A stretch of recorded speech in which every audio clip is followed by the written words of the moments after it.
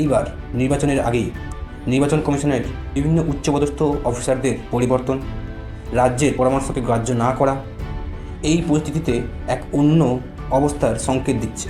তার সংকেত অবশ্য পশ্চিমবঙ্গের মাননীয় মুখ্যমন্ত্রী মমতা ব্যানার্জিও পেয়েছেন এবং বলেছেন, বাংলার ভবিষ্যৎকে যদি তুলে নিয়ে যাওয়া হয়, বাংলার মানুষকে দেখবে কি?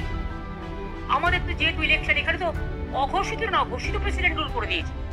তাহলে আপনারা নিশ্চয়ই বুঝতে পারছেন যে যদি এই মুহূর্তে পশ্চিমবঙ্গে কার্যকর এবং আইন মেনে রাষ্ট্রপতির শাসন জারি হয় তাহলে কি হবে।